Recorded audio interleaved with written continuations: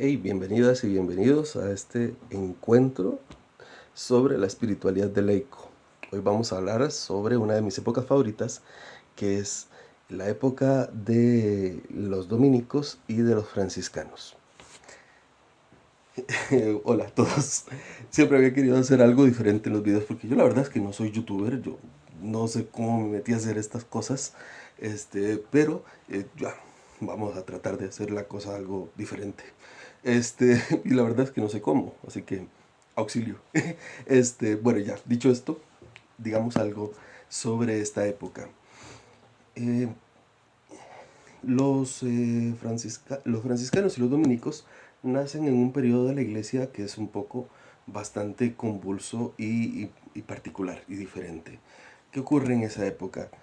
Pues que están naciendo unos movimientos que se oponen a la forma en la que la iglesia vive en esa época, ¿verdad? Y tenemos dos movimientos que son particularmente importantes para entender el desarrollo de las órdenes que van a nacer en ese momento, que son los cátaros, que están al sur de Francia, y los pobres de Lyon, que van a estar sobre todo en Italia. ¿Qué pasa? Pues que los cátaros andan por ahí diciendo que la iglesia ha olvidado lo más importante, se ha olvidado de una vida pura, dedicada a Dios, y se ha dejado llevar por las pasiones, y que nosotros lo que tenemos que hacer es aprender a renunciar a estas pasiones y vivir una vida un poco más sobria, ¿verdad? Que para ellos la vida un poco más sobria terminó siendo una vida exageradamente sobria, ¿verdad? Con penitencias y ayunos exacerbados, incluso la negación de la vida marital porque había que entregarse o sea, no había que dejarse llevar por los deseos de la carne, había que ser totalmente puros, y de ser totalmente puros para ellos pasaba por incluso no tener relaciones sexuales dentro del matrimonio, porque además entre más se dé la negación del cuerpo, más santo soy yo, ¿verdad? Entonces, esta gente que estaba en franco conflicto con la iglesia, porque estaba en franco conflicto con la iglesia, encuentra un adversario formidable en Santo Domingo de Guzmán. Un hombre que hace que haya un cambio copernicano dentro de la espiritualidad y dentro de la iglesia. Porque Santo Domingo de Guzmán hace que el evangelio deje de estar encerrado en los monasterios y en los grandes núcleos de este estilo, y comienza el evangelio a ser una cosa que marcará fundamentalmente a este periodo y a las órdenes de este periodo. Comenzará a ser itinerante, y el evangelio pasa de estar en los monasterios a estar introducido, metido en medio de las ciudades.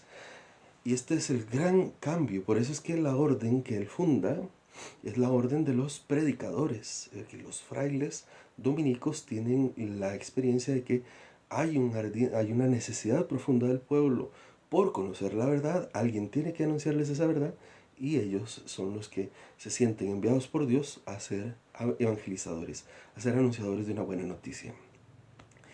Los dominicos entonces comienzan a hacer un movimiento itinerante. Ellos son misioneros. Ya existía en su época un estilo de misiones itinerantes o populares en medio de los pueblos. Domingo era uno de estos grandes evangelizadores, pero la cosa importante de los dominicos es que él lo intuye como un carisma dentro de la iglesia, y lo regala a la iglesia como un carisma. Entonces se genera una familia de hombres y mujeres dedicados a anunciar la buena nueva del Evangelio. Y para ello tienen que ser hombres bien formados. Aunque el mismo Santo Domingo de Guzmán dice que él no quiere estudiar en pieles muertas mientras la gente pasa hambre, porque para Santo Domingo de Guzmán la, la caridad es importantísima, porque así lo había aprendido de su mamá. Su mamá, que es una santa, es la beata Juana de Asa. Porque en la familia de Domingo ocurre algo muy interesante. Es una familia de santos. La beata Juana de Asa tiene dos hijos. Santo Domingo de Guzmán, que es el santo fundador de los dominicos, y su hermano Manés, que también entra Manés de Guzmán, que es beato, que también entra a la orden de los dominicos. ¿Qué pasa con los dominicos? Bueno, pues que al meter el evangelio a las ciudades y al llamar a la gente a la conversión, bueno, generan que hayan comunidades que sean itinerantes. Entonces la itinerancia dominica se basa en la necesidad de evangelizar. ¿Y qué otra cosa pasa con los dominicos? Pues que al meter el evangelio en las ciudades hace que la santidad sea cosa también de personas que viven en medio de la ciudad. Y por eso es que entre los dominicos hay tantos santos que son laicos, que son seculares y que son importantes para la historia de la iglesia, como Santa Catalina de Siena o Santa Rosa de Lima, ambas laicas y ambas santas importantísimas en su periodo, tanto en Lima, en Perú, en el periodo de la colonia, como Santa Catalina de Siena, que es importantísima no solo para la Italia de su época, sino para la iglesia, porque ella es la que hace que el Papa entre en razón y vuelva otra vez al Vaticano. Del otro lado tenemos a los franciscanos, ¿verdad? Tenemos el movimiento inspirado por Francisco de Asís, que este es uno de los movimientos favoritos míos, ¿no? Para decir menos, lo tengo aquí, San Francisco, en una de mis imágenes favoritas de San Francisco. Bien, está él bajando a Cristo de la cruz. ¿Qué pasa con Francisco? Bueno, pues Francisco, bueno, tiene su experiencia, él era un joven normal, parrandero, fiestero. Yo siempre he dicho que si él viviera aquí en Costa Rica, pues a San Francisco antes de su conversión lo encontraríamos bienísimo en la calle de la Amargura todos los fines de semana. Pues San Francisco de Asís, tenía unos ideales muy marcados, muy profundos, y él vive una vida llena de la fuerza, del coraje del joven que quiere alcanzar esos ideales. Entonces él va a la Puglia, que es un lugar de Italia, que se llama así, la Puglia, va a pelear porque él quiere ganarse un puesto en la nueva burguesía, en la nueva realeza de la burguesía que está generando en su época. Ahí tiene un sueño, el sueño de la Puglia, se enferma también, y Dios le habla a Francisco en sus términos. Le dice, ¿quién es más importante, el siervo o el amo? Francisco le dice, pues el amo. Y entonces Dios le dice, a ver, entonces ¿por qué sirves al siervo y no al amo? Y San Francisco se vuelve así.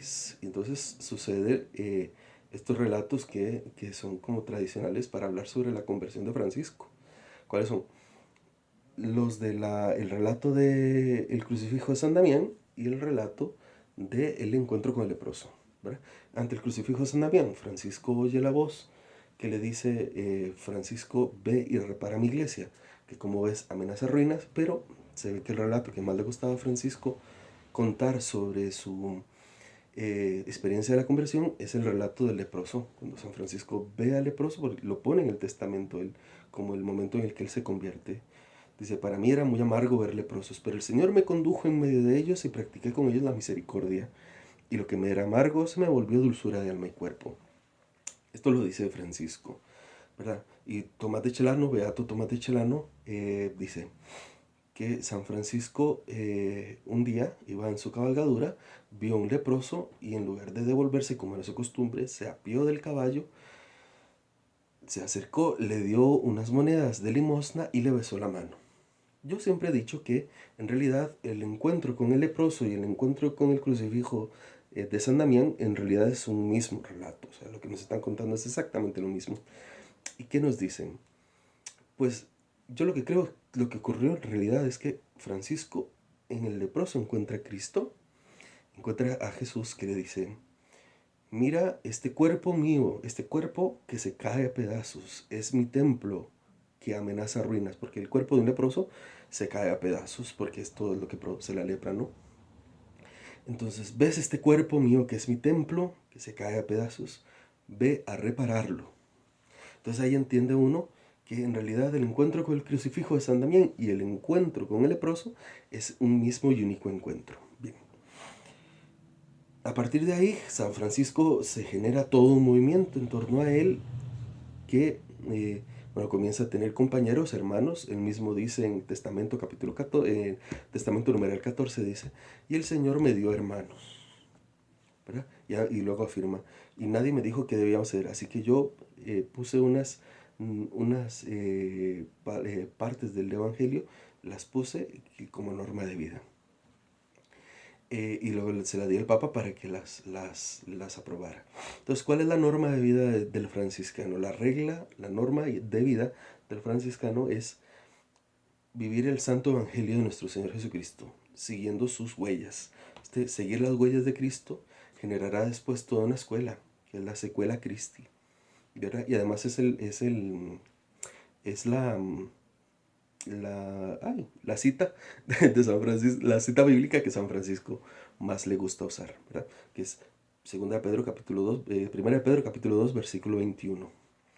Cristo nos ha dejado un ejemplo para que sigamos sus huellas. Entonces, para seguir a Jesús hace falta conocerlo, y conocerlo implica amarlo. ¿Y cómo conoce el franciscano o la franciscana a Jesús? Pues lo conoce por dos medios fundamentales. El primero, le conoce por la oración. Y la oración en dos vías. La primera es la comunitaria y litúrgica, y la segunda es la personal y contemplativa. San Francisco, los hermanos hacen oración, dice, los que sabíamos leer, pues hacíamos el oficio como lo hacen los demás clérigos de la Santa Iglesia Católica. Y también, entonces era una cosa que hacían en comunidad. Pero también era importante el sentido de la contemplación.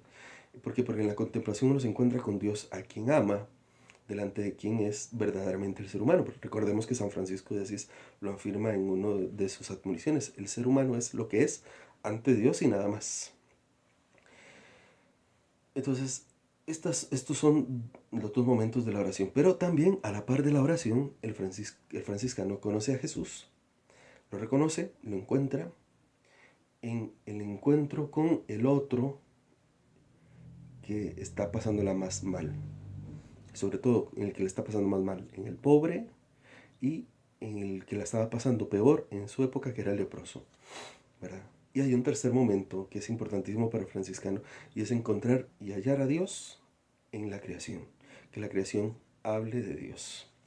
Pues estos momentos hacen que haya toda una escuela de espiritualidad franciscana que es muy rica, y haya muchas personas que quieran seguir a Francisco, que quieran seguir el ideal de Francisco. Santa Clara lo define muy bien cuando dice en su testamento, define la vocación diciendo, el Hijo de Dios se ha hecho para nosotros camino, y San Francisco, su verdadero amante e imitador, nos lo ha dado a conocer por medio de sus obras y palabras.